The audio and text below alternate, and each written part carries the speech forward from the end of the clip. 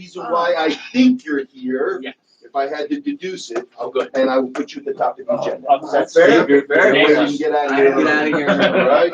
And you guys get the real business. Very important to get them They names. fixed the regulator today. That was the gas We regulator. must be It had live dirt in it, streaming. It wasn't sealed, it was just blown gas in the yard.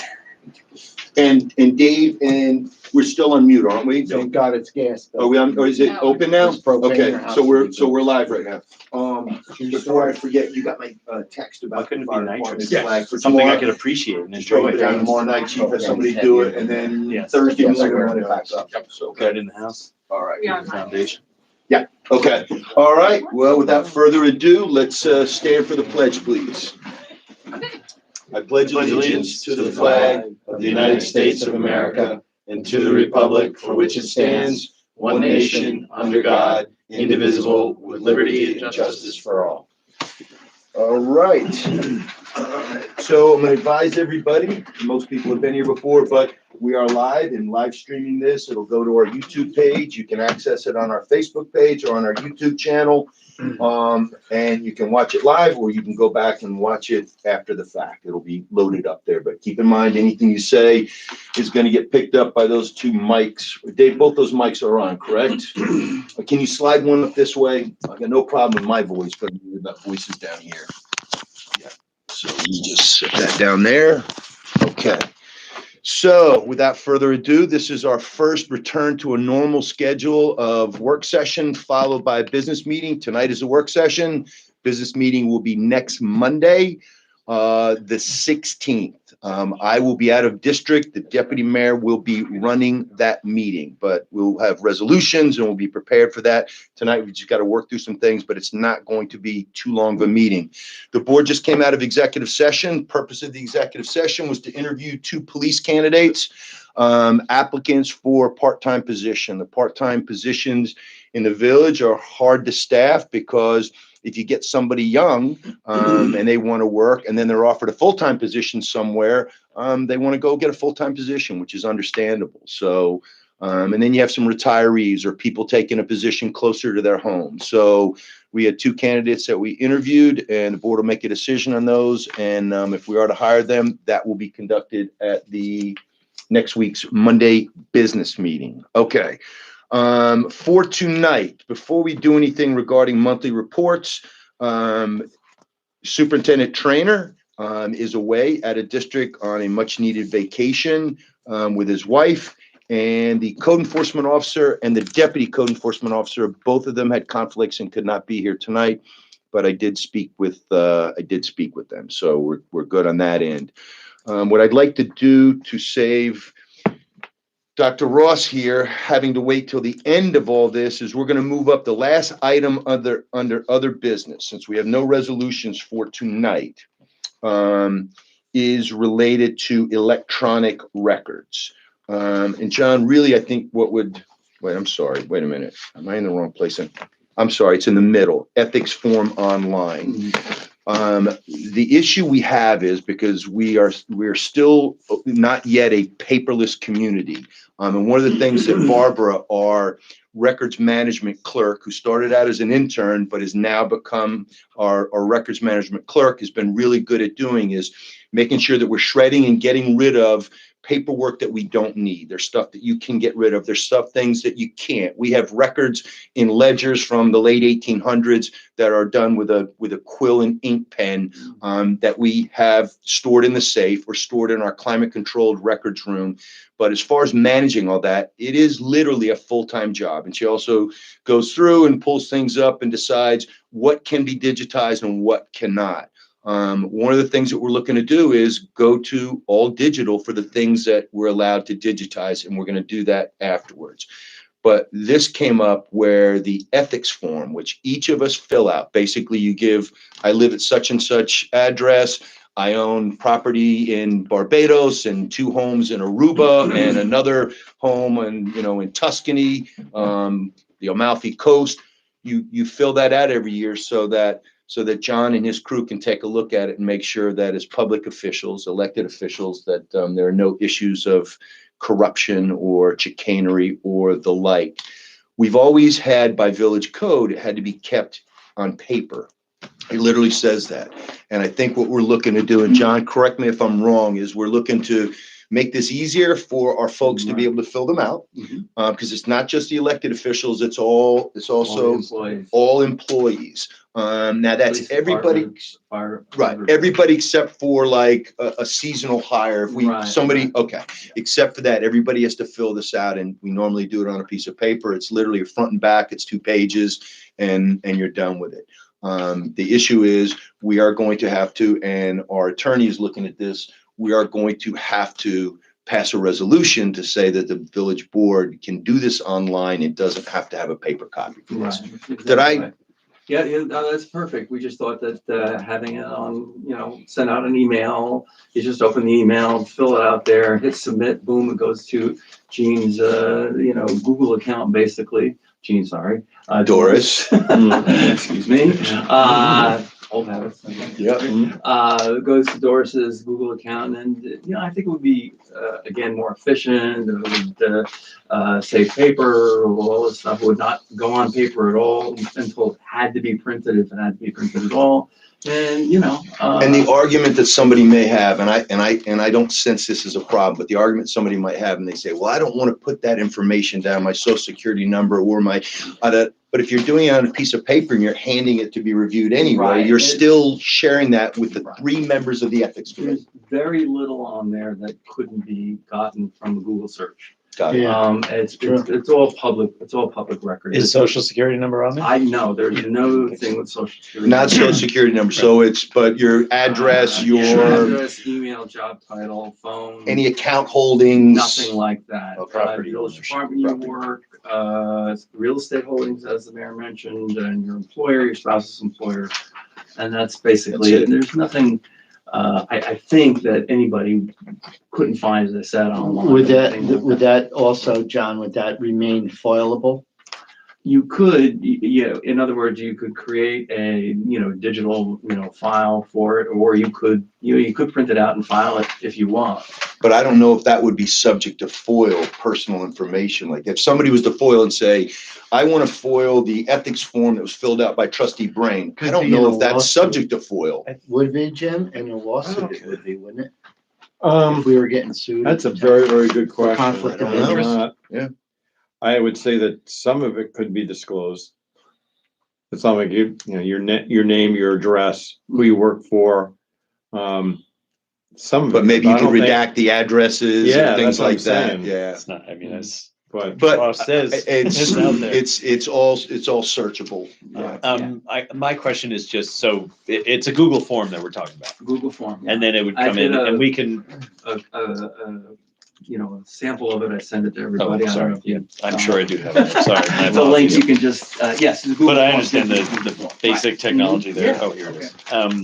Right, so, this gets filled out, it goes into a database format on the back end. Right. And then I would just think we would want to make sure that we have a protocol for saving that in our file so Right. that it's not only Yes, stored in a Google exactly. server somewhere, Absolutely. but that we do a PDF of it Yes. or a, You some kind of download it into spreadsheet or whatever. Yeah. I don't know. what However we keep any database. other electronic Right. records. Yeah. Just Exactly. It could so be it's in the very village's easily. server as opposed to just living in. Yeah. Right. And whatever the rules are, and that's something that I would certainly talk to the clerk about and make sure that we're following whatever New York State requirements and regulations are about that. Yeah. Let's not be the only ones that do it this way. No, I think in fact, most municipalities have already gone this route. Look at White but Plains or we- somebody, they're But doing we, it. but we will have to change the code because I Right. think Oh, I our see. code states that Yeah, there has to you're be a right. paper copy. So it's just a straw poll right now because we're not taking a vote on this. Anybody here opposed to what the good doctor is looking to do?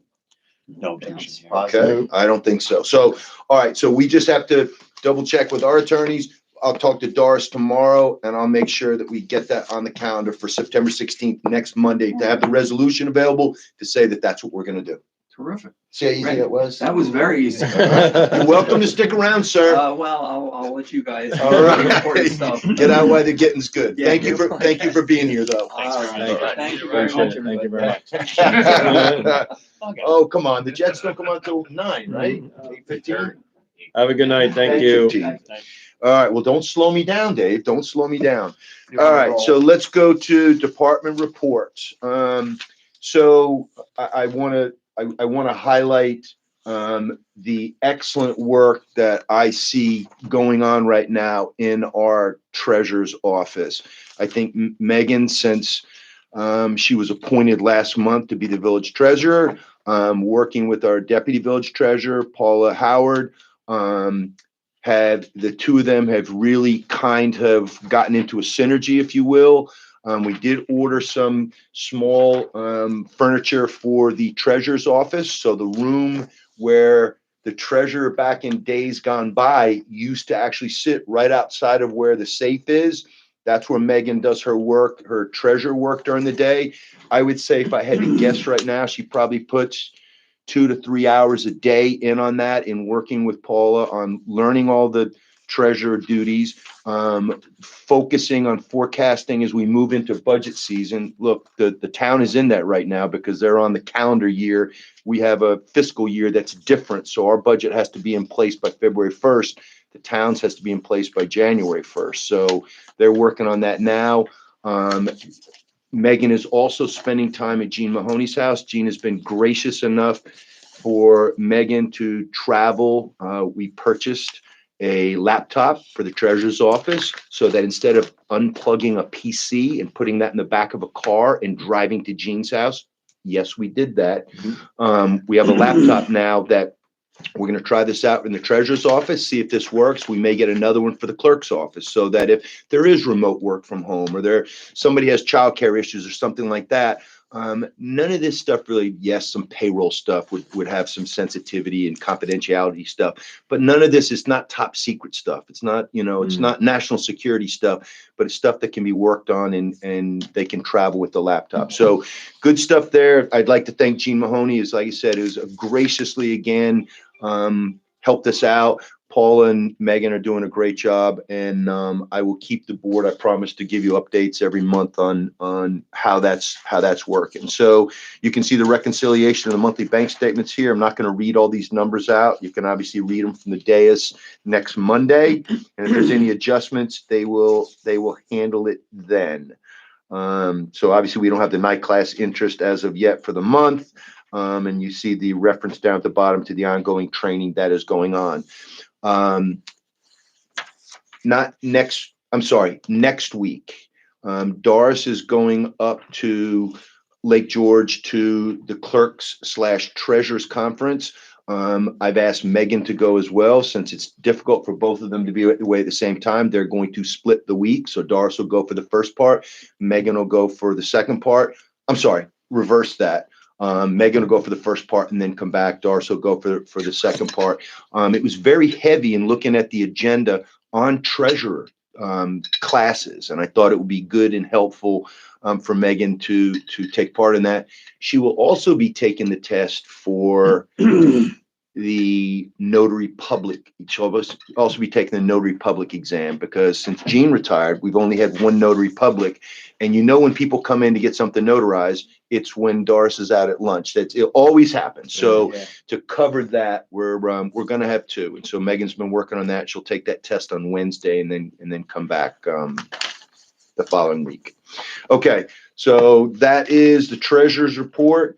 Cycling through this. Building department, I've been in touch with Manny on, I hate to use the word nuisance properties because it carries such a negative connotation, but properties that we've had to stay on top of in regards to maintenance, whether it's fencing, whether it's lawn mowings, barking dogs, nuisance barking, construction equipment on properties, just different things like that. So the building department has been working on that, as well as handling all the permit applications that have been coming in and doing the CO visits for certificate of occupancies and things like that. So you can look at the numbers on there: building permits issued, COs, on-site inspections, violations issued, blessedly no stop work orders, fire inspections, and that's that. All right. To anyone's knowledge, has any kind of site plan for that proposed 20-house development? No. So my understanding, now I did not watch it. You can watch it online. There's the planning board does have their meetings live stream, but from what I understand is that the board, had some pointed questions for the presenter. The A lot presenter of is work. actually not the person that owns the Right. property or the person developing the property. I don't know where they were on the food chain, but apparently the developer knows that there has to be a few more things done to satisfy the board. This is still in the preliminary I was gonna stage, say, Right, there's no- they were having a preliminary, yeah. hearing meeting, or whatever you yes. call it. So, Yeah. so no, Which you're allowed nothing, to have. nothing new on that at all. All right, fire department report. Chief, what jumps out or what does the board need to know? Anything? You want this? I have it right here. Oh. Thank you. Your eyes can see that, huh? Yeah, Oh, gosh. it helps that I wrote it. Ah, well, that's true too. Pretty straightforward. The two structure fires, one was Mutual Lake to Cornwall, the other was on Stillman Ave. I know the board has been discussing hometown heroes, and one of the possibilities that came up was recognizing line of duty deaths of our first responders. And the fire company voted at its September meeting that would cover the costs of honoring Tommy Ringlehan if the committee chooses to put him up. Awesome. I believe that his name was submitted. Like I said, we have and I'm going to get into this more in a minute, but we have a de facto committee. The deputy mayor's on it. The town supervisor's on it. The American Legion Post 353 commander is on it, and Scott Teresi from the Greater Cornwall Chamber of Commerce is on it. And there was an agreement amongst this de facto committee or ad hoc committee that we include both, military as well as public safety servants. So yes, and that was one of the names that we had thrown out there as one of the first ones that we'd like to do. Obviously, we're gonna have to figure out how to pay for that. And since we're here, let's talk about it. So at 10 o'clock tomorrow, I have a Zoom call with Josh and with Mrs. McGrade, who is a village resident, but she is also a member, and I forget what her position is, with the Newburgh Rotary Club. Jimmy, why are we dealing with the Newburgh Rotary Club? Because they cover the greater Cornwall area. We do not have a Rotary Club. We have a Lions Club. We don't have a Rotary Club. So they are doing all the heavy lifting as far as the designs and how we want to do it and all that. We do need to come up with a plan on paying for them. I'm sure that there will be some that will be done by the Legion. There'll be some done by family members. There will be some done by Walden Savings Bank, since they'd like to participate in this as well. And yes, I'm sure of the police departments, because we've had line of duty deaths here too, and the fire companies. Chief, we'll figure it out. And I'm sure the board will probably seek to I don't want to Do say. they have an introductory number that they were shooting for? Yeah. So when Josh and I talked about doing this, we wanted to start small, because when I we think open that's this a good up, idea. when we open this, there's going to be some easy ones. I mean, we have 4 posthumous Medal of Honor winners here, 3 from the Civil War, and I think 1 from World War II. That's low hanging fruit. You talk about Captain Buca, who moved back to Cornwall. We've got to come up with the rule.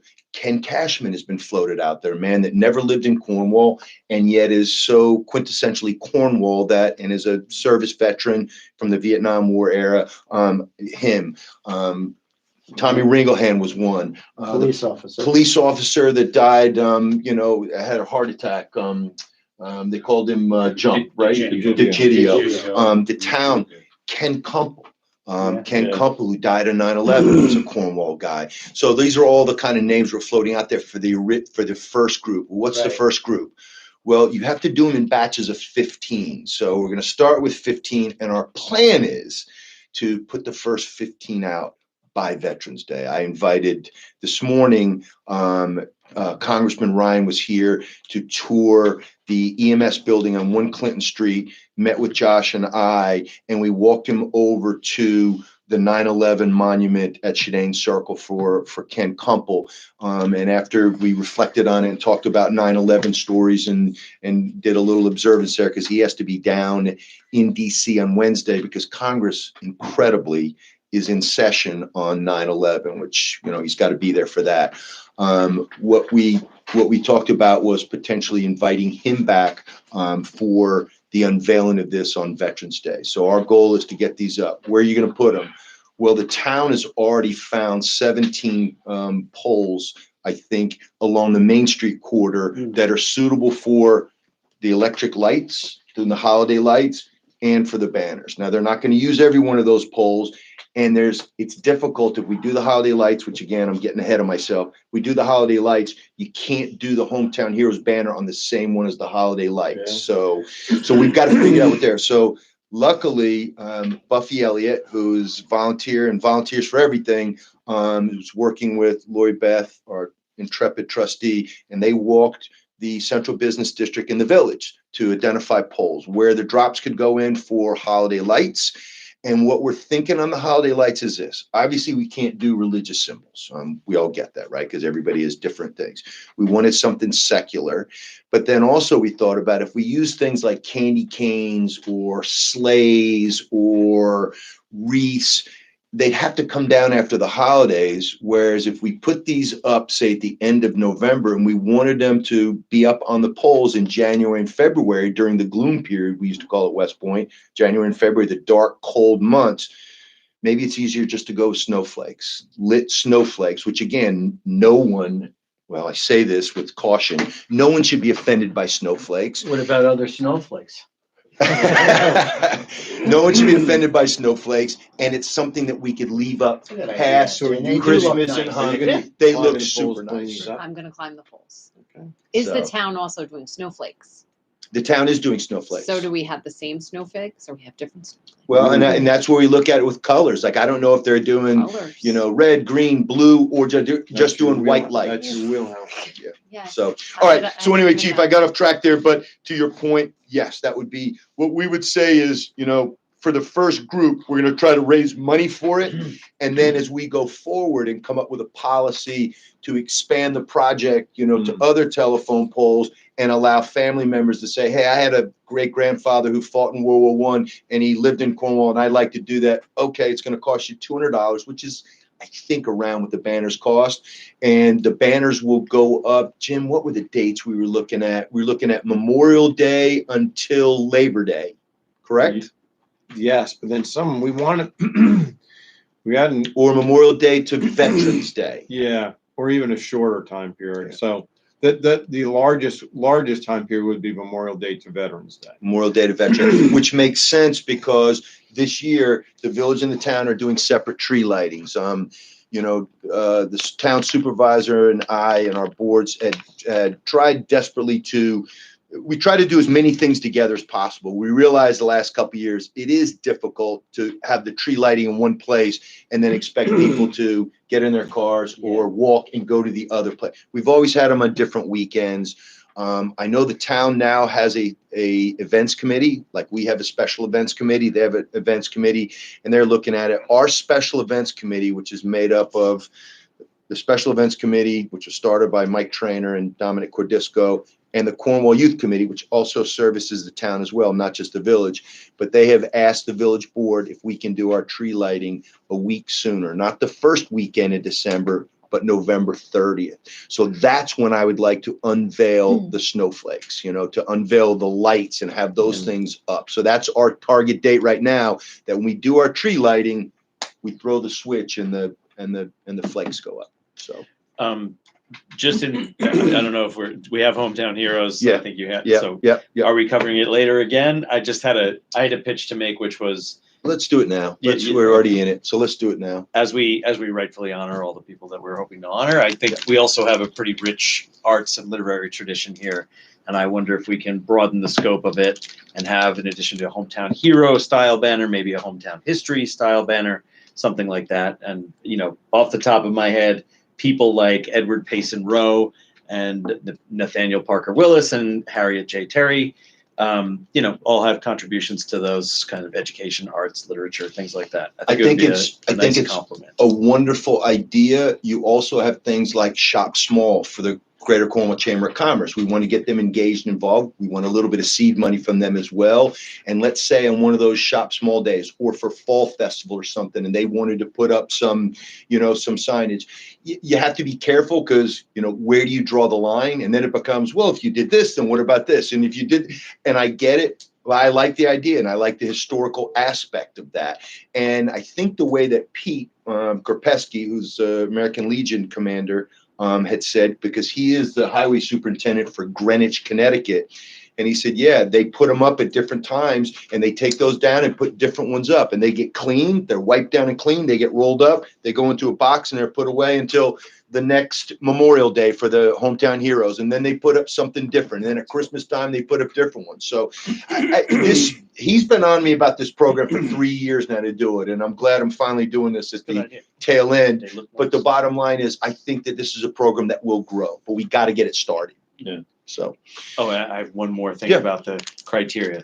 I would recommend personally that it not be anyone living. That Yeah, these no, are, these are, Yeah, that was, disagree. that was, Only from this perspective, because you're going to find people that want to honor themselves. And the great line from Gladiators when Maximus turned to Commodus and said, "The time for honoring yourself will soon come to an end."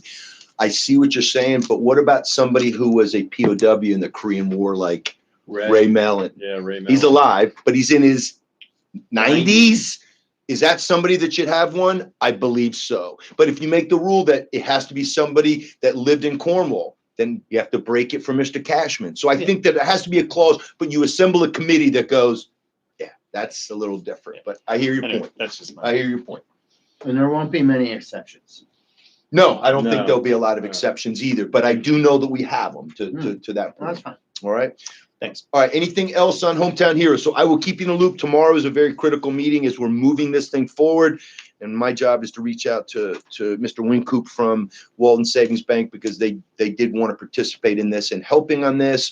And then once the committee decides on if we're going to do 15, who those 15 are, and I think it should be a split between military and cops and Agreed. firefighters. Once that happens, we will put together a criteria and a team to go forward and then put together the long range plan for how we're going to manage the program. I had one other question for the chief. Item 1 on the bottom has a price tag associated with it, right? The, you found a, It's less Potential than replacement. $100,000 for sure. We haven't gotten a price yet. I think it's going to be $65,000. This, we have two down, right, Charlie? Other one's fixed. The other one, oh, okay. Did The we jackknife surplus one's the other fixed? one, Charlie? Are we still working on the accident one? Do we get That's something right. for that or just the insurance money, right? We've gotten some insurance money.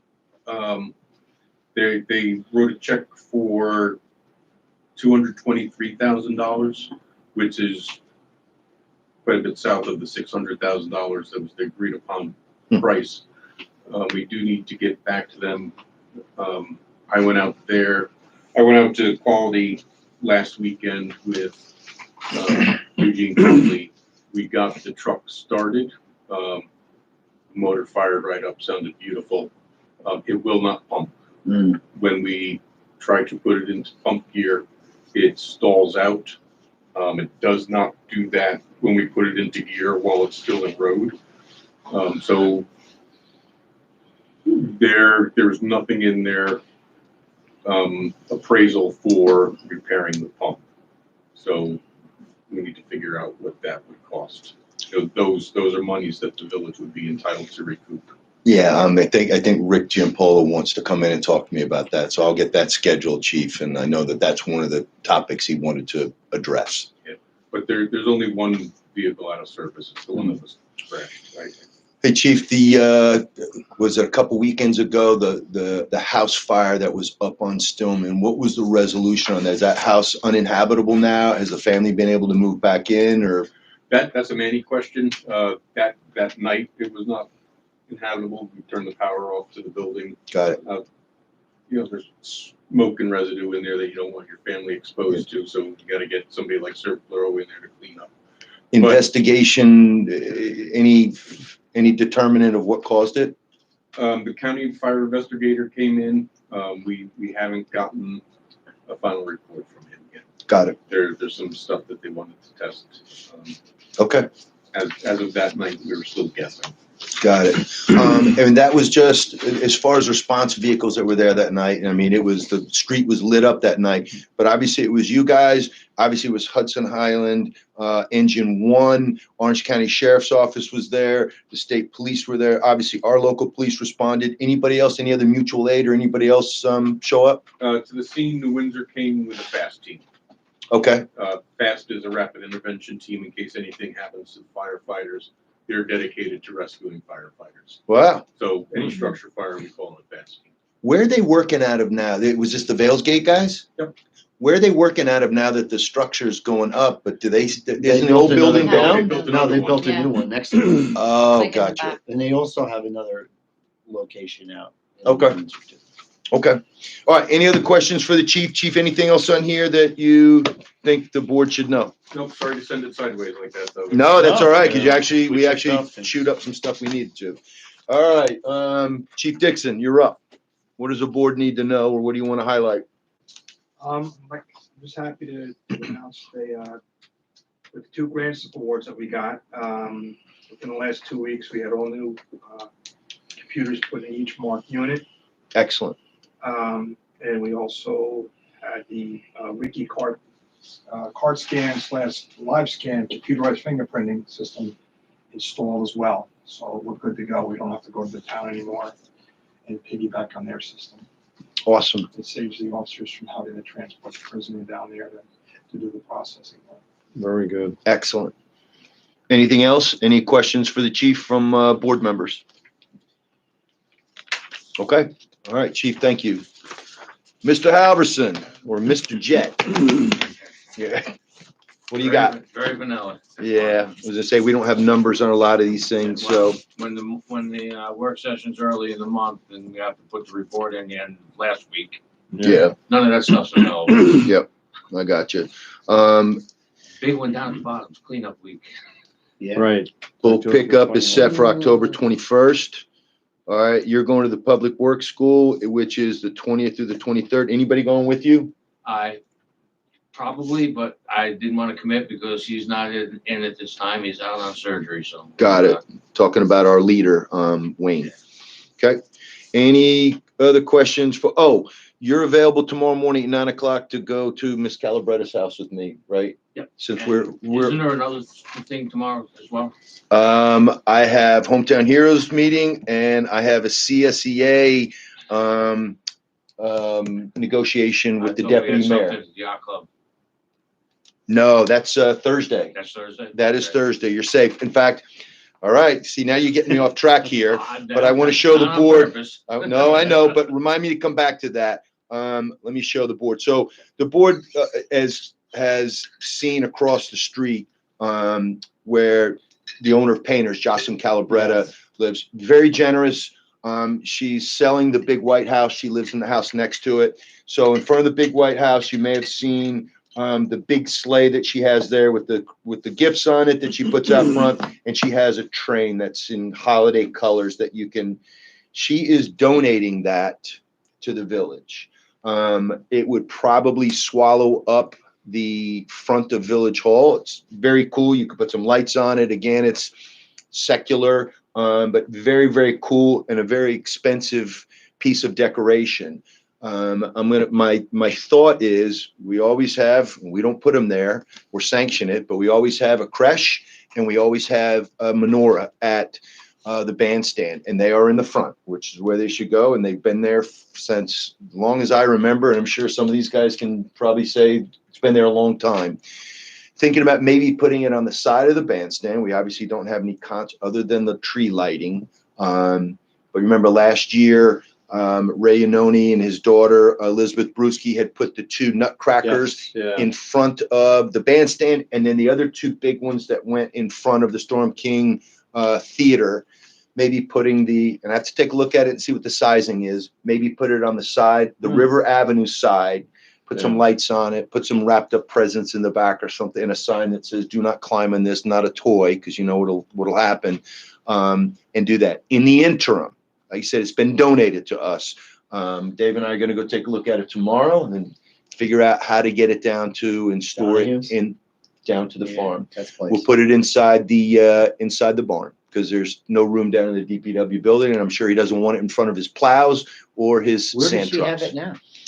Well, it's in the backyard right now, Oh. but it might have been in a garage or something. No, it's stored underneath, Yeah. underneath the porch, I think she says. Oh, okay, Yeah. so it's not, Mike's not here, so I can ask, what about Maple Avenue? Because I think the farm, I mean, I don't know what's in the stalls right now, but I know that there's pretty limited space actually now. There's a wood shop in the front. Geek. It's not, It- it's well, not it's- gonna fit it's the not. stalls. Yeah. So, they're having meetings in there now, is where they had their most recent meeting. We'll take a look Could at it. and obviously see- move a yeah. meeting, You're having obviously, meetings in but, there? they had their committee meeting in there the other night. Just in the open space with the doors open. I was gonna say, Problematic? with all the bat guana and all the No, swallows of it's in the clean, Capistrano. it's in the cleaned, more improved front Okay. section, right? And I know Deke has put some plastic, like Yeah. garbage bag drops, because the birds are still in there. Yeah. And so they're still, evacuating themselves, so We it's, gotta, we'll take a look at it, Bill. Anyway, Great recommendation, I'll take a be look at aware, it. they're gonna Yeah. ask, Yeah, I know. And look, part of the project money that we're getting from Near Forward is to have, the ice house and that, and the shed there. And we've got equipment down there, but that's gonna be turned into something nice and usable space. We're gonna have to figure out where to might move fit in things the around. shed, no? No, not No, now, Not now? because we have the asphalt. Pavers in there. Yeah. Okay. And then Deke has a tractor in there too. There's no room. Okay. And we had sand in there for a while too. We were thinking about putting the sand down there. They have a lot of stuff there. Yeah, I know we'll leave it at that. Okay, They did say um, they would prefer to have the sand rather than the paver. I get it. Sand costs 200, paver costs 100,000. All right, before we go to water, what Dave was referring to on Thursday, the village historian, two representatives from the Cornwall Yacht Club, and the aforementioned DPW superintendent who keeps getting dragged around by me. So this is a historical sign that highlights the wreck of the Armistead. Now, the Armistead was a ship that was built during World War I, not World War II, but during World War I, when a massive fleet of transatlantic ships were required to move U.S. troops and supplies to Europe while facing attacks from German submarines. So this thing's got a steel frame and then wood on the outside. Long story short, at some point in time, it was launched in 1919. So yeah, Newburgh, right? it says after World War I, the Armistead was taken out of service in 1955 and was intentionally grounded here around 1958. When I say intentionally grounded, they ran aground and just left almost like a barrier reef thing. So obviously all of the wood on the ship has rotted away, and the ice and the ice flows and the storms and the winter, blah, blah, blah. So the frame, the exoskeleton, if you will, is sunk right off of our riverfront. Is that not the breakwater that's It is. visible Yeah, there? it is. Yeah, okay, Yeah. right, yeah. So what our village historian had asked me about was the yacht club has this wonderful, wonderful sign. Now, what we can do with it, but they'd like to move it out of the yacht club and have it displayed down at the waterfront sure. where you could actually see it. So we're gonna go down there and look at it. I know the historian would like it to be like somewhere near where, so just on where the parking lot, the municipal parking lot is, on the south side of our dock. Yeah. Before you get to the beach, there's that big grassy area where we had the concert the other night. Maybe down there by like one of the willow trees, to put it like somewhere down there. I don't know what it looks like. Kiosk Eagle Project. Something, Oh, for sure. something Is like it that. visible from there? You know where it's really visible from is Grandview. Out of the park, up on the end of Grandview, and you walk around Yeah, that but- horseshoe. I know, but You look down at only it. you walk around. Why, you crazy? Everybody walks around there. I Well, see everybody there. I'm not Not like the opposed to river, it. though. I'm just curious. I I know- mean, I know what you're saying. they're- I put it wherever. I they're like it at the river too. I They're just- offering it to Can us you as see a it, though? historical marker. Now, it may Never require really us see to it invest that in well. some type of cover for the top of it or whatever, but we'll go take a look at it. Bill, your point about Grandview, I'm happy to explore that too, but I have the village historian, Dave, because he's going to tell us what's going to work, but but I wanted to let the board know that if we find a suitable site, I'll bring it back to the board. And if the board agrees to it, we will put it up. But it's going to Great require display. some investment because I think it's just the sign. And I think it's going to have to be covered It or will be, a little apex over the top Yeah. of it or something, Yeah. lights or something like Good that. project. You Anybody want want- it out on the water's edge. Well, you obviously don't want to Spoil the block view. views either, so it's got to be, but anyway, so that's on Thursday. Okay, water. You might have noticed all the cones across the street as you were coming into Village Hall. Okay, so Mike is obviously away, so I spoke to his number 2, and as he said, yep, when Mike was out of town, the bad things happen. He says he's reaching out to advise that there is a water leak. Now, this is a service line, so nobody's water was shut down. People can take their showers, people can run their water, and they can drink it. It is between 320 and 322 Hudson Street. Remember, we're 325. It's the other side. It's down just a little ways, not the Joyous, but I guess next to them, and then down like towards 2 houses. It's not an emergency, even though there's a leak there. They will be doing the work on it tomorrow morning. So September 10th on Hudson Street. That's why nobody can park there. They got a call today from a gentleman who heard a strange noise coming from his water line. Upon further investigation, our crews located a leak on the service line. Traffic will be slightly affected in that area during the repairs tomorrow morning. They anticipate being done tomorrow morning. A boil water advisory should not be necessary, as the only properties that will be affected are 320 and 322 Hudson Street. Please note that we are aware of the waters on the side of the roadway across from Walden Savings Bank. The water that is running down the roadway is caused by us operating the shutoff valves on the water line. We have made a post on the village's Facebook page and website to advise the public of the construction work going on in that area tomorrow. So, all right. So you see their report, 77 utility markouts, routine operations and maintenance, collected 24 samples under the improved water quality monitoring plan, read commercial meters, water meeting readers, blah, blah, blah, blah, blah, doing their routine weekly mowing, weed whacking around the fire hydrants, which has to happen all the time. And I told Dan he did not need to be here tonight. I didn't think there was going to be anything that would require to drag him in for this. So, all right. Just sorry, I'm asking a question from ignorance. I read the emails, but I don't remember the details. The question of that water main that goes across Ridge Road from the golf course. Was there any action we were looking to take or think about? I think it was just Mike was giving us just the rundown. I have to go back and look again. Yeah. There was no action to take. No right? action. That was the one in regards to the water leak? The detection of That's the the water. FEMA funding, right? That was, no, the water leak, the very large one. They found that there They had been an found- ongoing yeah. leak for a long. And where No, was wait, that that was again? Grandview. That was Grandview. That was Grandview. Yes. That was different. They fixed a huge leak that had been ongoing. Yeah, The other one was the the- golf course one, I thought was like them upgrading Yeah, the they were just pipes. upgrading the stuff. It was an upgrading the system. They were trying to determine whether or not, Mike was saying that they needed to look at, that's right, we were gonna engage a title company to take a look at whether or not we have an easement for our water line across the property. The second thing was, he was concerned about the depth of the Yes. water line, Right. which was which was very, very deep, several feet. But deep. they're talking about bringing it up to like 8 inches, which Yeah. is not But deep we're enough. trying to figure out, well, who owns what.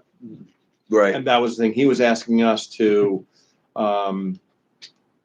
permit him to go ahead and order a title search, to see if there's any. Good recall. utility- You're- utility. yes, Thank you. now I knew I somebody remember. was smart. Yeah, I Yeah, was gonna say, good I recall. could trigger it, and somebody Yeah. else would actually know. I was getting mixed up with the water leak. Which Yeah. actually, I think I said something in the email, there probably will be, because that was all Stillman property, and and he was a village, they Yeah. were all village people, village officers and everything. Probably is an easement. It's probably done right. Yeah. All right, any other questions Might on have to water? authorize that. All right, on ambulance. I guess this would be a good time to kind of give you can obviously look at Michael's report, and it's always, he bangs out a good report, and, you see what the average response times are and how many patient transports. I think I can advise the board that we are currently engaged, continuing to remain engaged on negotiations for our next contract. So New Windsor EMS came to us with what they feel like they need to make their budget work. The problem is that a lot of their funding sources from last year are gone. They had some transports that they were doing that an insurance company was paying a sizable amount every month to transport somebody for treatment. I don't remember if it was dialysis or something like that. They no longer do responses to the city of Newburgh because they now have, their own contractor now doing that. That paid quite handsomely. So it's leaving a big hole. And right now, if New Windsor EMS or Cornwall EMS gets called for mutual aid to go down to the town of Highlands, they can bill. I think they have a relationship. Mostly it's just ALS services. But again, it's not enough that it's going to make up the hole from the losses. So obviously they're looking at us and they're going, we need some help. And so does New Windsor. They're going to need help from them too. So what I argued, and the supervisor agrees with me, is that we are 1/3 of the total population. New Windsor's 29,000 people. We're in the neighborhood of 16,000. That whatever the deal should be, when you look at mutual aid, there are times where we respond and take New Windsor calls, and it's good. They respond out of 1 Clinton Street. There are times where New Windsor comes here and fills calls here in Cornwall and Hudson. I just want a 2/3, 1/3 split. I get it. They're looking to bump it up right now. I think we were doing a year-over-year bump up of 17%, which worked out to be like $50,000 from the first year, 50 to the second year, and 50 more for the third year. They wanted to bump it up quite significantly to make that up. It's going to require some belt tightening, and I've already prepared our superintendents here that I'm looking for 5% cuts across every department. I'm not going to tell a superintendent where to take money out of or where not to spend money because that's not my role or my job, but is to say, please, find 5% cuts. And obviously you can't do it with pensions. You can't do it with payroll, but find 5% cuts from your total budget and figure out what line it's coming from. We will do the same here on the admin side in the front office. We will all do that going into this next budget session, because I think, is it 2% this year? I forget. I forget what the cap It's not is. gonna be any more than that. It won't, Dave, but I'm going to argue this. We hold out and we continue to stay below that cap every year. We're going to have to take out fund balance. I don't want to do that, and I don't want to cripple the next administration. And all of a sudden they go, look, we're in a deficit now. We've got to raise taxes 8%. And you're like, well, why didn't you do it 1.2%, 3%, 2%? Why are you making this big jump? So we're looking at all that, made no decisions, but I've just asked the superintendents to do that. Yeah, the cap last year was like 1.07. It was 1.00 something. Yeah, and it's gonna each year it goes lower. You sure? I thought I've heard that it was 2. And No, again, it always started off started as as 2, but when you Solid two, not. it was started off as 2, but it keeps going down because there's some exemptions and some That's items the are problem not. right there. Yeah. so I'm just trying to, like I said, trying to look at all different avenues towards saving money without dipping into our fund. We can't do this every year. We go, we'll just take $300,000 from fund balance. It's not right. We cannot do that. We cannot live like that beyond our means. That gets me back to the ambulance company or the ambulance corps. So Josh and I have, presented that back and say, look, if it is a 2/3, 1/3 split, the way it's currently arranged, know that Josh and I are working hard for state and federal assistance, but you can't build that into your budget. We had a long conversation with Congressman Ryan this morning when he came over and met with us there about seeking federal funding. Josh has spoken to Senator Skoufis and Assemblyman Ekus about the same things, but you can't count on that. If they shake out money at the end of the year, it's a blessing. Or if they say, yep, we'll get you money for an ambulance, but you can't build your budget on it. Okay, you guys understand that, and lady understand that. So then I got to reach out from Supervisor Bedetti. Josh had a car malfunction and was not able to come, but the both of us were going to go over and meet with Steve, to get his sense of this. He called the meeting, and Steve understands it. He's obviously trying to balance his books right now and says, look, he has a full-time attorney, but he also has a full-time comptroller that's looking at the numbers. And, Steve and I talked about the history of it. we don't want to lose this relationship. Yeah. New Windsor doesn't want to lose the relationship. So there's no, there's no applying leverage. There's no, whatever. We're going to make this work. It's just making sure the numbers are fair. So we're crunching numbers now. And when I have something that's workable, I will bring it to the board, because remember, we don't have a say. This is voted on by the Yeah, town by the council town, because we right. pay into the Gen A fund. So, Yeah, So- I ran into Mike Biggs about it, and we spoke about it. So Yeah. he knows the position that we're in. Yeah. I think he's, based on discussion, I think I don't think he's doing an overreach. I don't either, but I also, in talking to the supervisor, Yeah. also, just like I just said about the departments, everybody's got to do some belt tightening. Yeah. And maybe that means, that maybe you're not, now they've lost some people to, to town of Newburgh and to some other places that were paying more, right? New Windsor's a great place to work. So is Cornwall EMS. It's a great place to work. When we went over there this morning with the congressman, there's a paramedic that was in charge of the station that morning. We had a paramedic in Cornwall. That's a wonderful and a blessing. We're not paying for that. It's just that when Michael positions people, it's like, okay, I'm going to put the paramedic here Yeah. today for this shift, and we got to meet her and talk about it. We'll figure something out, but I think it might also, and the town supervisor in New Windsor said this too, it might mean that they have to, look at some cuts as well. So we're asking Michael to do that. We're working hard to see if we can't generate funds from outside, a different revenue stream.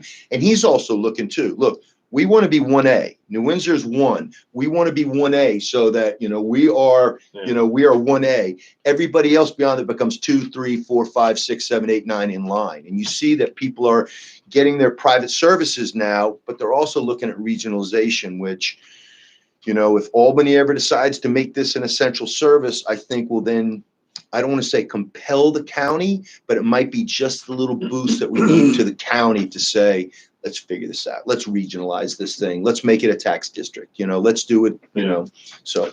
Any possibility of putting like offsets or clawbacks into the agreement so that should there be alternative revenue sources? Yeah. That, our contribution then drops. So I fought against that when we negotiated this deal in 2003, Bill, to your point, because 2023, because we had 23, 24, and 25, and it starts on July 1st and goes to July 1st.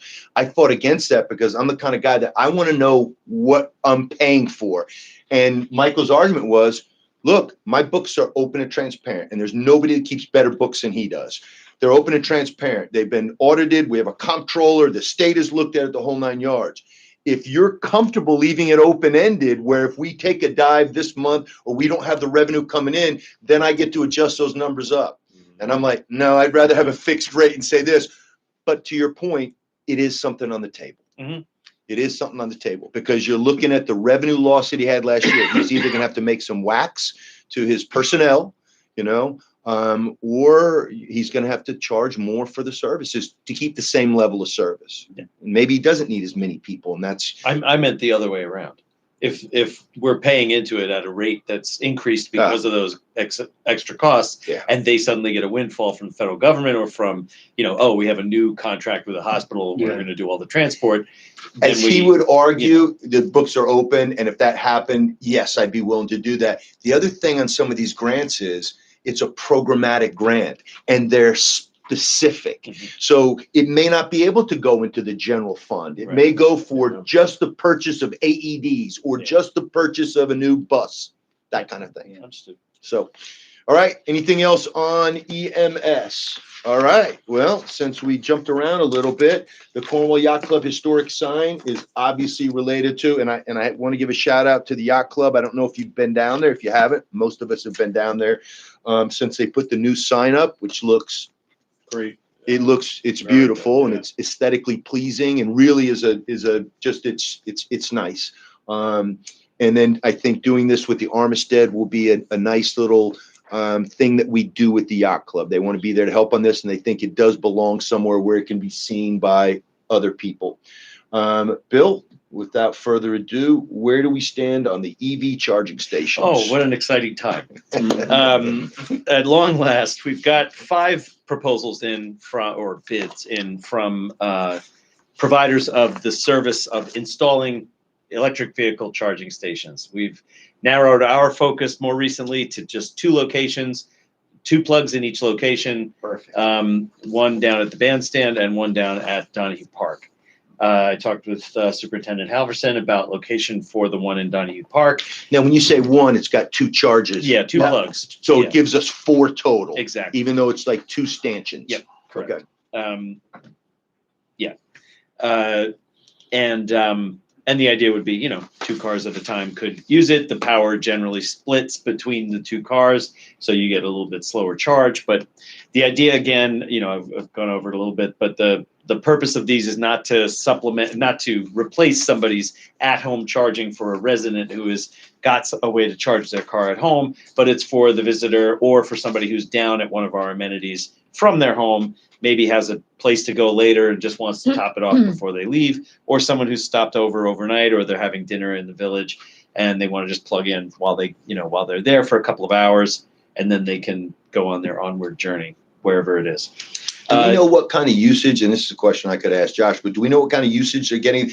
When I drive by, I see people plugged in at Town Hall during the day. Do we know what the demand has been? Has it been what they thought? I mean, I don't have a report from those guys from the Town Hall, and I don't know, Okay. how frequently these things get used. I know that I was in Rhinebeck having dinner with my family, and they had charging out in the parking lot of the place.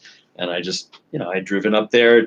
I had plenty of charge. I could come home, but I was like, well, here I am. It's free parking. And that was a free charger also.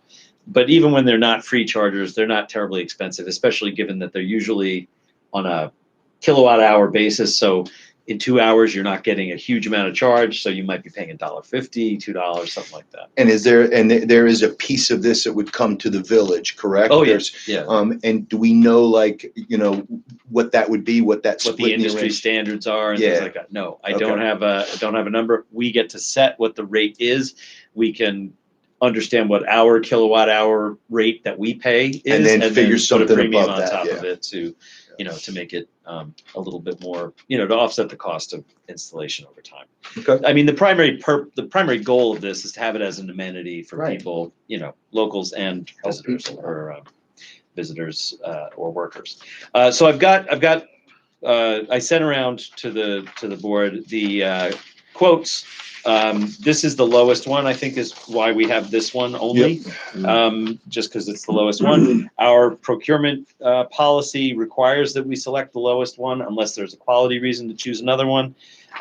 You'll note that the second lowest estimate, and they're all in, or at least the lowest 3 are in the ballpark with one another. The second lowest one is a vendor that's already done an installation in the town, and Who did the towns? that was RTE, RTE? Real Term Energy, Okay. and they come in at second least expensive. Third least expensive is one that sort of cold called. They heard that there was an RFP, which there wasn't an RFP because the total anticipated cost is below $35,000. So we just needed quotes. But they are on the Sourcewell contract. And, my understanding of that means that from an administrative standpoint, it might be easier to engage with them, just because we don't have to onboard them as a vendor or anything like that. They all, in order for us, and now with each of these quotes and installations, there's an incentive that the state offers that is administered through Central Hudson, which is up to 90% of the electrical supply work that has to be done. So they do everything down to the base of the pole, including a transformer, a meter, all of that stuff. And then what these companies do, Integra, RTE, INF, et cetera, they do the trenching and the installation of the stanchion and the hardware itself. And all of these proposals also include software and data management. So those are the additional costs that come in. There's also little payment costs. So as people pay, there's a charge that goes to the banks and the card networks that flow through there. So that's a bit there that we would factor into our pricing as well. Okay. So what's our next step? I believe our next step is to look at these quotes and either decide that we're good to go with the least expensive quote that we see here. Yep. And then just be sure that and they've been very responsive. In fact, Integra and INF have been, and the Loop, the last one which has currently come in at most expensive, they've also been very responsive. But those two, Integra and INF, that are coming in at that. Do you see any Lower need tier. to go outside of the lowest bidder? Is there anything regarding efficiency, or is there any reason why the board would want to take a larger bid? The only reasons that I would think is if our overall costs and administrative costs are reduced by going with the Sourcewell vendor. And I know that it's easier, but I don't know that I think they all have to qualify for the incentives, and to be able to do this work, they all have to go through Central Hudson, and there's a list of approved contractors that the state has. So they all have to do it. They're all on the list, or they contract with that list. So I don't think it really gives us that much of an advantage to go with the Sourcewell contract. But I haven't done it, so I would maybe defer to Superintendent Halverson, who understands these kind of The procurement only questions. thing with the Sourcewell, they have a contract with Sourcewell that you would sign on with. Mhm. Going out elsewhere, you're gonna have the village attorney doing the contract for you. So we execute the contract directly You're with gonna- this You're gonna company. need for $35,000, you're not just gonna say, go ahead and start the project. You're gonna want a contract with. Yeah, of course. Yeah. Start and end. Sourcewell provides that. So they have the existing contract. So in that case, we don't have to negotiate a separate contract. We simply say, because you're on. My experience with purchasing off Sourcewell, yes. Okay. I haven't done any electric Yeah. stuff like this, but my purchasing of vehicles, all the contract data's already there. We had Joe review it once before. He wanted to change a couple of words, and they, kind of laughed and said, haha, yeah. Yeah, like it's not gonna happen. So So, that's an administrative savings if we, So apparently. I don't know what the cost would be going that route. do we know if the town got bids from all 5 of these firms? No. don't? I don't believe they did, and I'm not Because we sure would how be many. going with a firm that's not the town's firm if we went the direction of taking the lowest Yeah. bid. Yeah. Okay, Or the INF one, which is the Sourcewell. got it. One. Okay, that's the INF. Got it. Okay. Yeah. I'd say bring me a solution. What do give me your idea on what you think is going to be in the best interest of us, and let's do it. I mean, you're talking about such a small differences there Yeah. too. It's like, if there's something that we can say, well, this one's better and it's more compelling because of this, when you're talking about $1,000 difference. No, Yeah. but it's not, this is the Sourcewell one, correct? Yes. It's There's a INF, If right? that makes Yeah. up the difference in the administrative costs. I don't know if it does, because you're talking, the spread is larger than I thought Mhm. between the lowest. And I'm calculating in my mind using Joe McKay, even if we're right. Reach out to them and see if they have a contract available that they can send you to review. Well, it's not even that. It's that, but I'm even thinking if you threw in 4 or 5 hours on the lowest bid one, It still doesn't get there. we're not even, you see, you're not even halfway there. You just want to have some type of agreement contract. Yeah. They're gonna start, they're gonna finish. Yeah, we would definitely do that. I mean, they had asked us to execute this as the bid, and that's not how we would do it. Right. So that I'm in agreement. In terms of the end user experience, this was the thing I was concerned about, is that you don't want it to be a clumsy, irritating, have to download an app that looks unfamiliar and you have to start it up to make the thing go. To the extent possible, I just want to make sure they have contactless, tap your credit card or tap your phone. That is my understanding of the hardware that these guys are talking about. One of the quotes here is from ChargePoint, which is a recognized brand. It's kind of a big name and they're all over the place and they're easy to use and all that stuff, but they came in at a far higher price point. Yeah. Yep. So if I hear the deputy mayor right, I'm more inclined to go with the lowest offer that we have here, which is from Integra. And again, they've been very responsive and followed up many times and have been quite patient. Well, I mean, if we're gonna do this, we need to. You know what? Bill, why don't you contact them and say, hey, have you already asked them, did they have a proposed contract? Yeah, I'm going to ask them that. All right. I'd say go from there. I still think that they will be the ones. Okay. They'll Even- probably be able to provide it before Monday. Yeah, and then I'll ask them both. I'm thinking, Joe reviews it a couple hours and possible changes, they come back, it's another couple hours and If they have a No, contract right. though, and you can just review it, make sure that's, that yes, it's good. that's, and I'm that- basing it on them offering us the contract. Okay, I I will agree. do that. All right. And then location wise and everything, we don't have drawings or anything like that. We don't have like schematics and stuff. But you and I talked about the place, and I know that there is the plan for the kayak rack down at Donahue Park. We'll just have to. We get have to together. harmonize and make We'll have sure to that get together. everybody can access everything. Well, it requires a drop anyway, right? This does, Yeah. yeah. They have a So you pole. wanna put it as close as you can to the drop, right? Or they don't care? If that location, they may not need a transformer because we already have a drop there that we use for Riverfest and the movies and everything else. Is that back at where the trailers park though? No, Where the No, that fence drop is is. on the Cornwall. it's on the leased property, yes. property. Yeah. Oh, it's over the fence. It's But we're over the talking fence. about But, moving yeah. that fence and putting Yeah. that. Putting the fence, that yeah, money- that's, yeah, that- that's So part it of the may- adjustment. it They may reduced lower their the cost. estimate because after we spoke, I had given the other ones, I'd given the location is out in the lot, and you said, nope, not out in the lot, against the side. So Yeah, I not in the middle of the did lot. that, and I gave that out to them, and they all dropped a little bit, because it's the trenching that costs Yeah, it costs costs money, money. yeah. Okay, Thank you. all right, thank Thank you. you. I'll Well follow Well in done. the middle of the I will lot, somebody follow up. end up hitting them. Please do. Rapidamente. All right, moving on. Screen use for Garden Club in Newburgh. So you know the giant movie screen, the Oh, yeah, blow up yeah. screen that we have.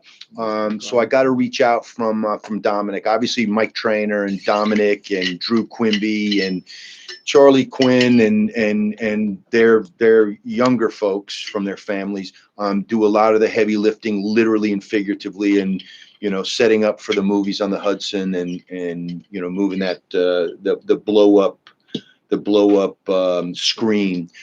So we had not gotten a request for this, and the only reason that we're really even entertaining it is because Buffy Elliott, who again is a huge volunteer and does a lot of work for a lot of the committees, asked if the Garden Club in Newburgh could use the screen to show an educational, historical movie. And I don't remember what the movie was off the top of my Olmsted. head. It was about Was Frederick Law Olmsted Yeah. at Downing Park, which is right in the yeah. center of the city.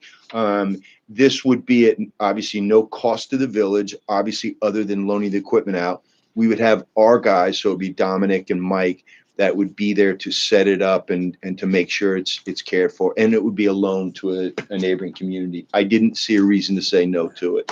Fun. So as long as we're good with it, we don't have a policy about charging anybody to use it. And for something like this, which is a non-for-profit group, I think it's something that we would hope another community would do for Yeah. us. The So, good news is it happened on Yeah. Saturday night. Happened. So last Saturday, not this Saturday Yeah. night. Yes, yes. All right, But- You see the we just- pictures? I have not seen the Very pictures. impressive. Yeah, it looked nice. I Oh, saw very one. And a lot of people? I couldn't really. They didn't have Yeah. they had a really short promotional period, I think. It's true But they too. did, I mean, in the one They picture, you look can see a neat, bunch though. of head You see silhouettes. them? So there's at least 8 or 10. So this is just, I know I mentioned it to you guys, but this was just to dot that I and cross that T on there. And I think going forward, if another community wants to borrow it from us, that's we'll review it and evaluate it as they come in. Okay, that's that. The tree law. Keep in mind, Monday night, and I will not be there, Deputy Mayor will be running the meeting. We have at the top of our agenda, we have a public hearing on the tree law. I don't anticipate that there's any opposition. I have promoted this. I have shared it through a mayor's message. I've put it on the village website. I put this on our Facebook page. I've shared it across all the social media sites, and said, if anybody had any concerns, I've had one person come in and was concerned about it. And once I talked to them about it and explained what the purpose was for it and told them that their fears are not included in this, that it's not going to impact that at all, they walk out of here satisfied customer. So just be prepared, because again, I'm telling people, come see me or talk to a board member. And we have this proposed law on our village website. They can go there and I explain how to do it, what you click on to get to it, and how you can see it and they can look at it. So, I'm sorry, were you? nope, I'm good. I gave it a read and had offered some edits, and I don't know that they are. I'm not sure Was they're this reflected in just recently? No, it was Okay. couple This was a weeks while ago? Okay. So it's related to the idea of creating a list and creating our own conservation advisory council for the village. So my recommendation was let's just piggyback off of what the town is doing with the CCAC that already exists and the list. And keep in mind, Bill, any adjustments we make at this juncture, we have to hold another public hearing. Yeah, no, I know. Because This I put in quite a Yeah, while we don't ago. want it Yeah, to become lighting law too. yeah. And Bill, to your point, sometimes I think, we create too many. I think having him on it, we Yep. have a Yeah, member of the exactly. village board that's a member of the Cornwall Conservation Advisory Council. Why try to recreate and reinvent the wheel? It's Absolutely. like, I there. think that it got filtered down pretty good. I think by the time all litigants saw Does it say? both parts of it, between Joe, Gaba, all the people on the committee, it's fine. It's Yeah. fine. It's not cumbersome. Yeah, I know. Based on Some ways it should have probably been maybe a little more, but the the wording that best you can was do. in there, just still said, you'll create a list, you'll create a CCAC, et cetera. And I just wanted to make sure that that was not oh, I see. what you're saying. contemplated for our version of Yeah, the law. yeah. Our Bill, version would and you say- know what? I did read that and glossed right over that. I think it's And, gone, actually. Maybe I'm wrong. I think it might be out. Anyway. I'd have to go back and take a look at the one that we have online, but yes, I get exactly what you're suggesting, and I think that makes sense that we don't need to create a committee to do that. We have one. Okay. All right, so keep in mind, that is, if there's any follow-up on that with council or anything, I mean, this is posted on our village website. And like you said, I've beaten the drum about how to get to it and how to take a look at it and allayed fears. But I'm quietly Oh, yeah, I confident see. that it will be, Got the New York State list. yeah, so it will that's be, good. yes. Can I get a copy of that? There are people who don't have computers. What? Absolutely, Carol. Absolutely. Carol, I can print it out for you. Can I get it for you tomorrow morning? Print out a clean Okay, copy? I'll come in here Okay. and get it. I would love to see you. And yes, I will print it out for you. Absolutely. Okay, next item is all right, we handled the ethics form online. We agreed to that. Let me skip down over in case there's more discussion on the pro-housing piece to building department fees.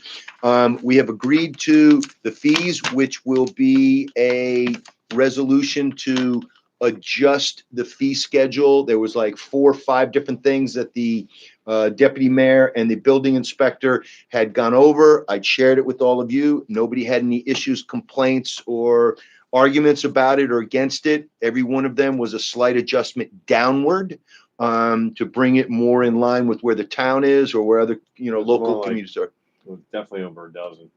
Was it? Yeah, it was. like Yeah, 20. yeah, There was like yeah. there was But over so- 20 items.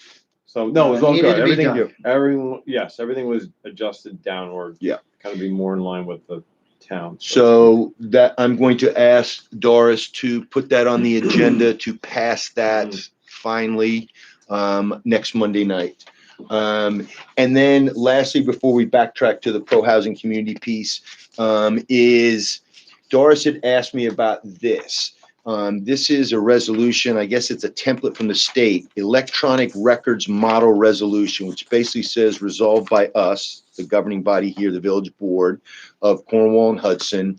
Cornwall and Hudson shall maintain all digitally created records in their native digital format for the legally prescribed retention period of the record. The village of Cornwall and Hudson shall maintain all digital records adhering to the guidelines set forth in the regulations of the Commissioner of Education, part blah, blah, blah.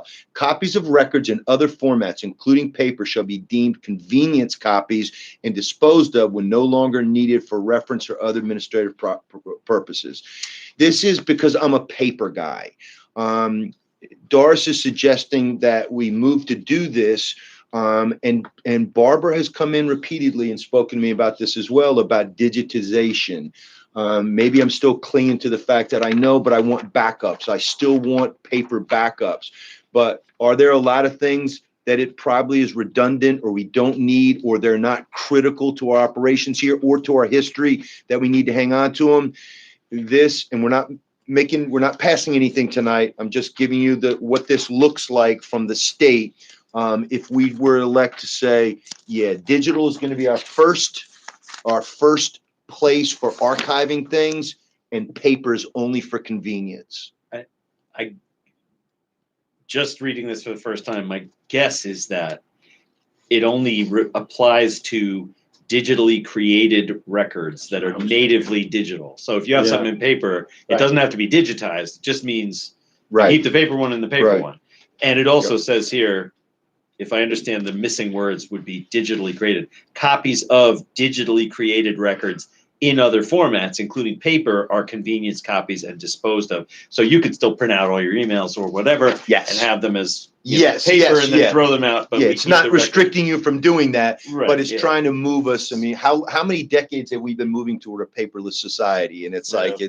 but anyway, Yeah. so Doris had asked us to consider that. That's I have not had a chance to look this up, and the regulations or anything. I will do that. Just something for us to talk through and to consider in the near future. I'd also like to talk to Barbara about it as well, because Barbara is looking to and All right, is so digitizing as much as we can. we're not looking to pass this on Monday? No, Okay. no, I don't think so. I don't think we're there yet. And is that in any kind of mandate or anything, or is it just? I don't like think so. sort of- When Doris asked me about it, she said, would the board consider this? And she goes, this is what the state is offering by way of resolution if you were to do it. And then she kind of talked me through what it entailed, and she did a better job, and Bill, you did a better job of explaining the language to make it clear. But no, we're not taking any action tonight. We don't have to take action on Monday night. Look, if we do a little bit more research on it and the board decides to pass this and say yes to it, I don't think it's a bad thing. So, okay, last but not least then is the Pro Housing Communities Pledge. Okay. I have, as I've asked each of you to do in the interim since our last meeting, I've done about as much research on this as I possibly can. And what I mean by research, by reading everything that I could find online and by talking to other communities, most of them contiguous communities, adjacent to ours, but to also some similar villages upstate, people that I had met at Conference of Mayors, and then I could reach out to and say, hey, what do you think about this? I do not have a problem signing this pledge. We've also had our council look at it, and it's a double barrel because the town's council looked at it as well. And the thing that was important to me was it is not binding. It is a cooperative agreement. It is an aspirational agreement. And really, I think in the village, because of our size, it's not the onerous or ominous type of thing that I think some people, when they came in and were angry about it, hearing about it. And again, once I spent some time with them and talked them down and explained it, we're okay with it. Has anybody else done the research or at least got an opinion on where they stand on it? Jimmy? I agree with it. I did the research on it, and I spoke to McKay about it at length a few weeks ago, because we were talking about our concern about the timing of the grant, this pledge. If we didn't do the Yes. pledge, And I looked at. I followed up. I everyone's read through concern. the executive order several times. Joe and I went over on the phone. We looked at the other legislation when this came out. So the timing is fine. They would actually have to do it retroactively and come out and say, okay, you know what? And they haven't said it. It's a pledge. And I talked to the Department of State, and their Yeah. exact words to me is they're not doing anything retroactive. So that was my biggest concern. Mine too. Other than that, I think it's fine. Go ahead. I'm still not understanding, if it's not binding, what is the point in doing it? So it's just like being, a community that is, Bill, what's the environmental one? The clean, Climate smart. climate smart smart. community. It's just you set goals, and in this, it's the goals that obviously there's a There's an affordability crisis in Cornwall. Like, our kids can't afford to live here. That's one thing. And then there's just not the volume of homes, which is why the accessory dwelling structure is being discussed. And I went to that meeting up at the town at Munger Cottage, where RUPCO is trying to talk about what you can do to build or to refurbish an accessory dwelling on your property. Whereas if you did have aging parents that you wanted to live there, how could you go about doing that? Or you wanted to rent it out or something like that. So when you say, well, what does it do? They want information from us. They can get it. I mean, the state can get whatever information they want, and citizens can get it. They can simply foil it, but they're going to want information from us. They're going to want to see what our comprehensive plan looks like, which, they probably don't have a copy of. They're going to want to see what decisions our planning board has made, how many structures have been built, how many single family dwellings, how many apartment complexes. What people have to understand is this is not them at this juncture coming down and saying to you, all right, Cornwall and Hudson, there's a big green pasture over there. You've got to put up a high density building right there that's going to have 20 apartments in it, and you have to But do it. isn't this opening up the door to being able to do that? I mean, you could argue that about a lot of things. I mean, I get it, and there's fear on that. But the way this is read and the way I read this, it's no. And here's what they do. This is the carrot and the stick. The other argument is that if we don't sign on to this aspirational program, they just won't grant us any grants. So good luck for the chief putting in for a new police car, or us trying to get something for the fire department, or us trying to get a New York Forward grant down the road, or something similar like the Downtown Revitalization Initiative. They just won't support it. You won't get another DASNY grant. You won't get any grant through New York State. Well, I don't think it's all of them. I think it's like 6 discretionary programs, but you just mentioned 3 of them, so. Yeah. There, Which it could would be a be, lot of. could be an impact. Which yeah. exactly, and Which that's, isn't really right. Is it really right to do that? well, No, and you it's got to not. also look To at tie it to something is But not right. is the carrot and the stick. And you also got to look at it like this. We It's are the way the eligible. world works. We are Right. eligible It's the for way the so world works. few grants True. that if we box ourselves out of the few that That we're is eligible true. for, because we're not in an environmental justice zone, and we're not going to get to be eligible for some of those grants. So now we're going to box ourselves out of the ones that we are eligible Let's for. face reality, it's incremental. So this is just the first stage. The pledge, they're gonna gather all the information, and eventually down the line will probably impose it. They've been trying to pass this Yeah. for years now. As a law in the legislature. Right, Yeah. so, Yeah. so, But that. and, right, but it always rears its ugly head Yeah. each. But what budget your cycle, concern so- is, well, if you sign on to this, then automatically that means it's going to be this. Yeah. Well, the bottom line is we're going to get boxed into it anyway, because like I said, we will not be eligible for certain funding.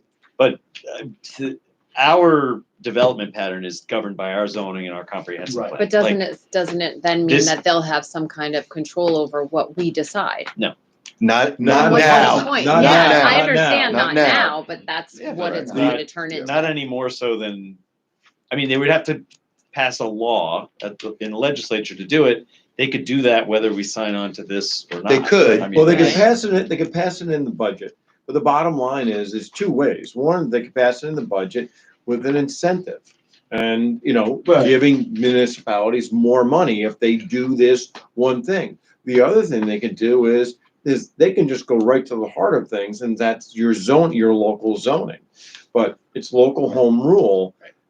What they would have to do is they would have to pass legislation that would affect all municipalities with Which respect would to not their be zoning. popular. Like maybe coming down and saying, with respect to accessory dwellings, if you have a certain amount of single-family homes or whatever way they want to, gerrymander it, they can do it. But right now, it's just in its. And there's 2 ways. There's the incentivization, the carrot, Yes. and then there's the stick by holding. So what's the carrot? Well, with RUPCO, the accessory dwelling meeting that was just held there, they're offering grants. If you wanted to take a, accessory dwelling or build one, and you meet certain criteria and eligibility requirements, there are grants available. As homeowners. As Yeah. homeowners, If you which wanna means build you a could put in barn for it. To rent out You to just have your did that parents on it. And then make $100 and get Damn it. $130,000 or something like that, because it's creating more livable It's space. also, it makes me nervous that we're I get it. It is changing nervous. our I get it. lifestyle. I get We're it. changing what Yeah. we're looking at. We're Yeah. I get it. changing where we're living and how we're living. I get it. Well, I mean, I would just offer back that the comprehensive plan says we should, Cornwall on Hudson, should encourage housing one way or the other. And there's several ways that we list. And they're almost, it's very similar to the, well, what's missing, we're missing the second page here, I think. Because the steps that we take Yeah. are the, Yep. and it's basically endeavor, it's pledge, it's, you know, it's all, as the mayor said, aspirational Yeah, but language. that's just for now. Right, but I mean, it's almost But the as he same but language as that we Jim- adopted in our Yeah. comprehensive plan. And as Jim It's very pointed similar. out, they could come down, they could build this into the budget next year and come down and mandate it. Yeah. So the bottom line is, like I said, I don't sense, and I'm comfortable with these two guys looking at it, giving me their opinions on it, you giving me your opinions on it, two attorneys that work in municipalities looking at this and saying, no, there's no undercurrent or nefarious, there's no insidious thing here. This is what it is, and it doesn't rope you into that. And look, I'd have had a different position on this if they threatened to take away money that we had already earned, that we had already won. I would have taken a different position on this, and I would have been vocal about it. But in this juncture, I don't think this is the hill for us to die on. Yeah. I don't. Now, there's people that are going to hear this and they're going to lose their mind. Oh, Galliano and the village board, they're looking at pro-housing, they're looking to build a bunch of houses. No, that's not it. That's not. I just want people to go to the website, read it. And again, when we bring this up, and maybe we don't do it on the 16th since we only have 3 people there, maybe we put this on the agenda because I don't think there's any deadline right now. Yeah, please Maybe- don't, Jim. Put it on the deadline. Put it on the deadline. Just you. I can see Yeah. that. Wait a minute. I didn't vote for it. There's already a petition, so. Please. So, all right. People are watching. So I don't, where's the number? Oh, I that's can't true. even see it right now. All right. So anyway, if you haven't, please go and look at it on the website, read up on it. Just know that our attorney has told us this is okay to sign. You're not boxing yourself in. The town is, I don't know if they've already done the pledge, but I think it was on their agenda. It may happen tomorrow night or whatever, but I just don't think this is the hill to die on. So if you guys agree with this and lady agree with this, I will put this on the agenda to pass this via resolution, barring any opposition that comes up in the interim, for the October. Thank you, Bill. I couldn't remember what came after September. So, all right. So that's that. Okay. So running now through a couple things. Oh, one thing we didn't talk about was holiday lighting. And I think we covered some of the things, but Lori Beth had gone out and looked at, and she's done all the legwork, she and Buffy, with communicating with Central Hudson. Before I give her a second to talk about that, one thing you're going to say to me, well, Jimmy, what's this going to cost? So for the town, they did 17 polls.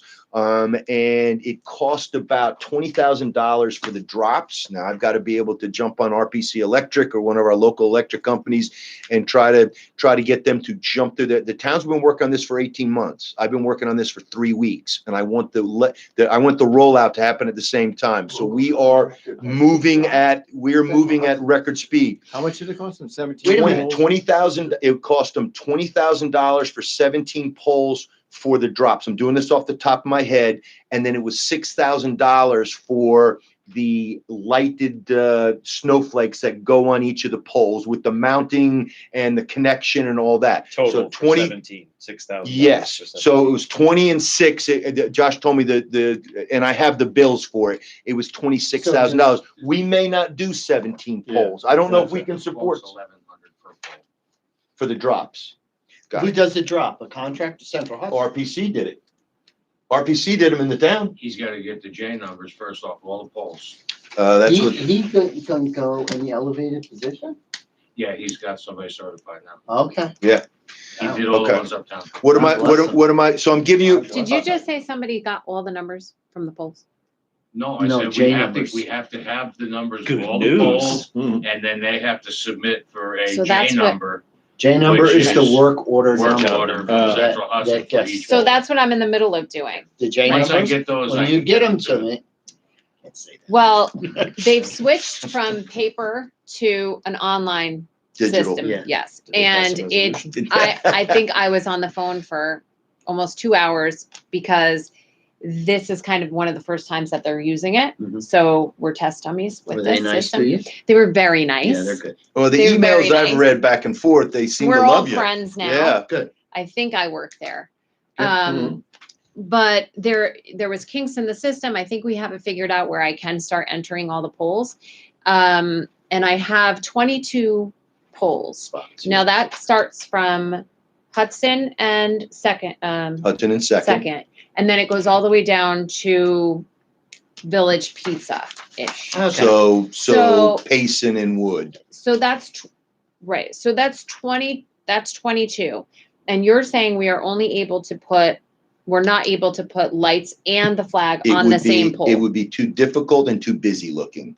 I think. Well, if you not to do- have them up at the same time, but what I was Well, understanding because- was we were taking the. The hometown heroes, the banners, so you have these two poles that are stuck out like this. Yeah. Take 'em You down pull in the winter. banner off, the banner's got a Yeah. sleeve at the Yeah. top and a sleeve at the bottom. And Yeah. this stays on the pole year round. Yes. So you don't want to do it, because you want to have these kind of all at the Same same level. eye level. Okay. So you don't want to have them on the same poles, because Okay. these posts are going to stay on the, Right. on the, Right. I saw on the some of utility them, yeah. poles. So I told her, the town is not mixing and matching. They're not putting the snowflakes on the same poles where the hometown heroes ones are. Mhm. So let's just say we get 15.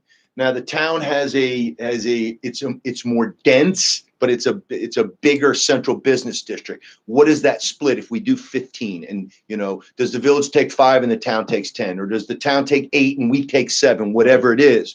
When it comes to the electrical snowflakes, they're doing 17. So they've got 17 poles identified for that are not mixed up with the hometown heroes.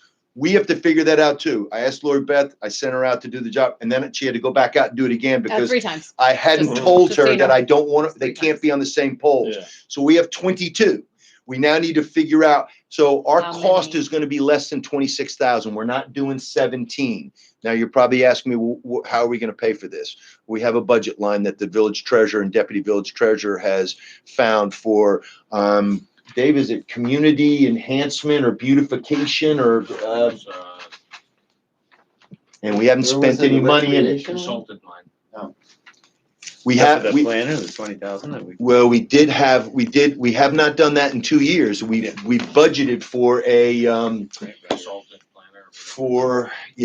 what was it called? A grant writer. Yeah. Yeah, and we just haven't spent the money on it. So, we will be able to do this without, taking from contingency Good. or doing something. What else. about, I don't know this, I'm asking this. Is there a fundraising effort on this behalf too? Like, is the chamber involved or When it comes to Hometown Heroes, yes. When it comes to the lighting? to the lighting thing, I just thought it would be something that the village would take on, and maybe if we expanded this year, I just want to get them up. Yeah, I don't want I the agree. town to roll theirs out, I agree. and then you come into the village and it's the dark abyss. I Yeah. want to make sure that but if we put up 6 or 7 or something like that, What if then somebody next says year. to Lori, I want one out in front of my, Oh yeah, it my was already barber shop tackled. and I'll pay.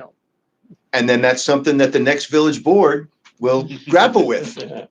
More like you can get people say, I don't want it out there because it's gonna be annoying and I have to The look at the light. snowflake. No, I Maybe would that think, light. though, The there- light. I- Just I- ask the violate gas the station lighting to law. turn their Now light there's on. there's Yeah. there's a Light up strip the whole of street. there's a strip of poles that are not really usable, and that Yeah, I know. would start Either right at the sign, foliage is and coming then it out too comes right much. to here Yeah, to Second Street. yeah, Yeah, there's- The trees are just. Because I the wanted trees to will start die at the, eventually. I wanted to They'll start at the get village rid- town they'll be on the line other where we side have of the, street. we have Where the they go sign. on. Them where they- But there's Yeah. so many of them that It's the too dense much. trees Yeah. you can't yeah. There's see. so many trees, and then there's a couple that. So are we've got to just kind of, it's not going to sideways, be kind of. every other, it's not going Yeah. to be every 2 or 3. It's going to be, they're going to be Fine. spaced differently. But First time. so you know out what of the box. mission is, you know what the intent is. The intent is 22 poles, and we will figure out some space in there between 7 or 8 hometown heroes, and then figure out And the what's a rest reasonable number of lights to go up. But we're gonna get it done.